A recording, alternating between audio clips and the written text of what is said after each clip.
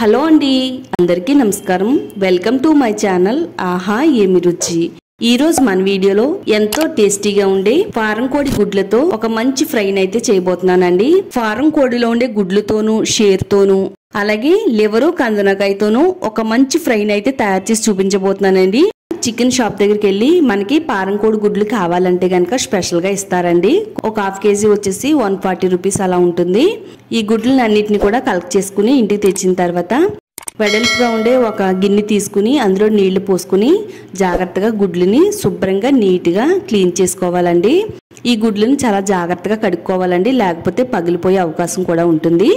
గుడ్లను క్లీన్ చేసేసుకుని ఒక ప్లేట్లోకి పెట్టుకున్న తర్వాత ఇప్పుడు గుడ్డు సేరుని అలాగే కందనకాయని లివర్ని కూడా ఇలా నీళ్ళల్లో వేసేసుకుని శుభ్రంగా నీట్గా క్లీన్ చేసుకోవాలండి. ఇలా లోపల వరకు కూడా ఈ గుడ్లు సేరుని క్లీన్ చేసుకోవాలి, లేకపోతే నీచు వాసన వస్తుందండి. చూడండి, కందనకాయని కూడా ఇలా ఈ విధంగా క్లీన్ చేసేసుకోవాలండి. 1-2 సార్లు శుభ్రం చేసుకోవాలి. ఇలా లోపల వైపు బయట వైపు కూడా నీట్గా కడుక్కోవాలి. అలాగే లివర్ని కూడా శుభ్రంగా కడిగేసుకుని ఒక ప్లేట్లోకి అయితే తీసుకుందామండి. ఈ కోడిగుడ్లు సేరుతో చాలామంది ఫ్రైని అయితే ఇష్టపడతారండి. మనమైతే ఒక ప్లేట్లోకి గుడ్లు సేరుని అలాగే కందనకాయని లివర్ని కడిగేసుకుని ఒక ప్లేట్లోకి అయితే తీసేసుకుందాము. నేనైతే ఒక 3 సార్లు వరకు కడిగానండి. ఫైనల్గా వేరే ప్లేట్లోకి అయితే తీసుకుంటున్నానండి.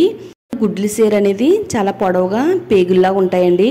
ఇలా పేగుల్లా ఉన్న గుడ్లు సేరుని ఇలా చిన్న చిన్న ముక్కల కింద కోసుకుని ఒక ప్లేట్లో వేసుకుందాము. ఈ గుడ్లు సేరు అనేది చాలా స్మూత్గా ఉంటుందండి. జస్ట్ మనం ఇలా కోస్తుంటేనే తెగిపోతూ ఉంటుందండి. ఇలా గుడ్లు సేరుని మొత్తం చిన్న చిన్న ముక్కల కింద కట్ చేసేసుకుని వేసేసుకుందాము. ఈ గుడ్లు సేరు అనేది ఫారం కోడిలో దొరుకుతుంది, అలాగే నాటు కోడిలో కూడా దొరుకుతాయండి. బాయిలర్ కోడిలో కానీ బొంత కోడిలో కానీ ఇలాంటివి ఉండవండి. ఇప్పుడు కందనకాయని కూడా ఇలా చిన్న చిన్న ముక్కల కింద కట్ చేసేసుకుందాము. మనం ఫ్రై చేసేటప్పుడు ఇవి త్వరగా వేగుతాయి. ఇలా చిన్న చిన్న ముక్కల కింద అయితే కట్ చేసుకోండి. ఇదే విధంగా లివర్ని కూడా ముక్కల కింద కట్ చేసుకుందాము. ఇలా ముక్కల కింద కట్ చేసుకుంటే వీటికి ఉప్పు కారం బాగా పట్టి నీచు వాసన రాకుండా ఉంటుందండి. ఈ ఫ్రై చేయడానికి మీడియం సైజులో ఉండే ఒక 2 ఉల్లిపాయలు, ఒక 4 నుంచి 5 పచ్చిమిరపకాయలు, కొద్దిగా కరివేపాకు, అలాగే ఒక 4 రెబ్బలు కొత్తిమీర తీసుకోవాలండి. ఉల్లిపాయని ఇలా చిన్న చిన్న ముక్కల కింద కట్ చేసుకుని పెట్టుకుందాము.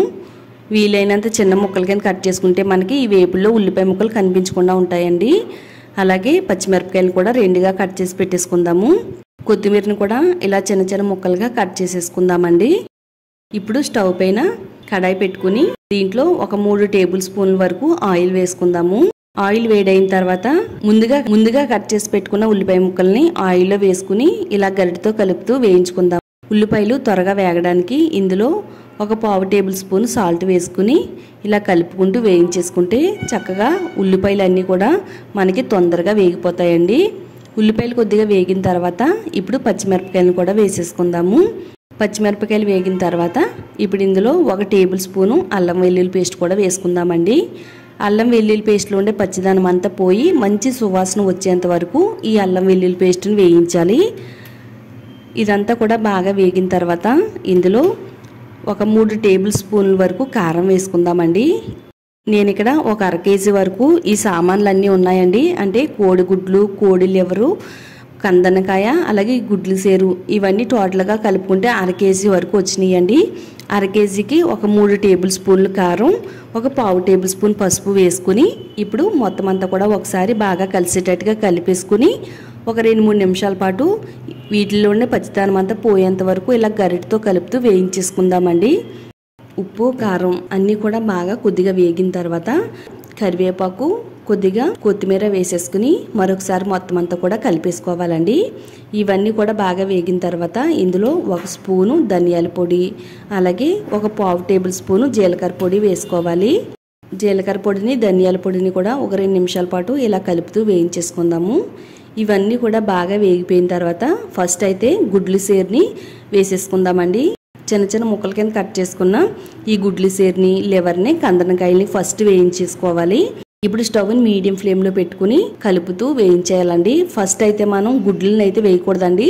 గుడ్లను వేసి ఇలా కలుపుతున్నట్టయితే గుడ్లన్నీ కూడా పగిలిపోతాయండి. ఈ గుడ్లని ఏ టైంలో వేసుకోవాలో కూడా నేను చెప్తానండి. ఇప్పుడు ఇవన్నీ కూడా స్టవ్ని లో టు మీడియం ఫ్లేమ్లో పెట్టుకుంటూ గరిటతో కలుపుతూ వేయించేసుకుందామండి. ఇందులోనే కొద్దిగా సాల్ట్ని కూడా వేసేసుకుని మరొకసారి కలుపుతూ ఉందామండి. మనం ఆల్రెడీ ఫస్ట్ సాల్ట్ వేసాం కాబట్టి చూసి వేసుకోండి. ఇవన్నీ కూడా వేగి ఈ గుడ్లు సేరువ అనేది ఇలాగా పువ్వు విచ్చినట్టు విచ్చుకుంటుందండి. ఇవన్నీ కూడా కొద్దిగా వేగిన తర్వాత దీంట్లో జస్ట్ టీ గ్లాస్లో ఒక హాఫ్ గ్లాసు వాటర్ని వేయండి. మనం ఇందులో గుడ్లు వేస్తున్నాం కదా, ఆ గుడ్లు కొద్దిగా ఉడకడం కోసం కొద్దిగా వాటర్ వేస్తే పగలకుండా ఉంటాయండి. ఈ వాటర్ వేసిన తర్వాత ఇప్పుడు శుభ్రంగా నీట్గా క్లీన్ చేసి పెట్టుకున్న ఈ గుడ్లన్నీ కూడా వేసేసుకుని దీనిపైన మూత పెట్టేసి ఒక 5 నిమిషాలు స్టవ్ని లో టు మీడియం ఫ్లేమ్లో పెట్టుకుంటూ వీటిల్ని ఉడకనివ్వాలండి. ఇలా మనం కొద్దిసేపు మూత పెట్టుకుని ఉడికించడం వల్ల ఈ గుడ్లన్నీ కూడా చక్కగా తోడుకుపోయి గుడ్లు అసలు పగలకుండా చాలా బాగా వస్తాయండి. చూడండి, మనం కొద్దిగా నీటిలో వేయడం వల్ల గుడ్లన్నీ చక్కగా తోడుకుపోయినాయి. ఇప్పుడు మరలా ఒకసారి గరిటతో కలుపుతూ ఉందామండి. పైన కిందకి కిందని పైకి ఇలా వస్తే చక్కగా అన్నీ కూడా బాగా ఉడుకుతాయండి. ఆయిల్లో మరీ డీప్ ఫ్రై చేసుకోకుండా నేను చెప్పిన విధంగా ఫ్రై చేసుకుంటే ఇవి డైరెక్ట్గా తినడానికి బాగుంటాయి. అలాగే రైస్లో కూడా కలుపుకుని తినడానికి కూడా చాలా బాగుంటుందండి ఫ్రై అయితే. నేనైతే 2 రకాలుగా ఉండడం కోసం అయితే చేస్తున్నానండి. మూత తీస్తూ మధ్య మధ్యలో ఒకసారి గరిటతో కలుపుతూ ఉండాలండి. ఇలా కలుపుతూ ఉంటే అడుగు పట్టకుండా ఉంటుంది. చక్కగా ముక్కలన్నీ కూడా బాగా ఉడుకుతాయండి. చూడండి, మొత్తం అంతా కూడా బాగా దగ్గరగా వచ్చిన తర్వాత ఇప్పుడు 1 టేబుల్ స్పూను చికెన్ మసాలా వేసుకోవాలి. చికెన్ మసాలా వేసేసుకుని ఇదంతా మొత్తం అంతా కలిసేటట్టుగా బాగా కలిపేసుకుందాము. చక్కగా మనకి ఈ ఫ్రై అంతా కూడా గ్రేవీ లాగా వచ్చింది, ఫ్రై లాగా కూడా ఉందండి. దీన్ని రైస్లో కూడా కలుపుకుంటే చాలా బాగుంటుందండి. టేస్ట్ అయితే సేమ్ చికెన్ కర్రీ లానే ఉంటుంది. ఇప్పుడు చూడండి, మనకి ఆయిల్ అంతా కూడా బయటికి సెపరేట్ అయింది కదా. ఇలా సెపరేట్ అయిన తర్వాత దీనిపైన కొద్దిగా కొత్తిమీర జల్లుకుని మరొకసారి మొత్తం అంతా కలిపేసుకుని కొద్దిసేపు అయితే స్టవ్ని సిమ్లో పెట్టి అలా ఉంచేద్దామండి. మొత్తం అంతా కూడా దగ్గరగా ఎగిరిపోయి మనకి ఫ్రై అనేది చాలా టేస్టీగా ఉంటుంది. ఎంతో టేస్టీగా ఉండే చికెన్ గుడ్ షేర్ ఫ్రై అయితే రెడీ అయిపోయిందండి. ఇలా రెడీ అయిపోయిన ఈ ఫ్రైని నేనైతే రైస్లో వేసి సర్వ్ చేస్తున్నానండి. ఇది రైస్లో కలుపుకోవడానికి కూడా చాలా బాగుంటుంది. ఈ ఫ్రై రైస్లోకి బాగుంటుంది, అలాగే రసంలోకి కానీ సాంబార్లోకి కానీ పప్పుచారులోకి కానీ నంచుకుంటే చాలా బాగుంటుందండి. లేకపోతే డైరెక్ట్గా కూడా తినొచ్చు.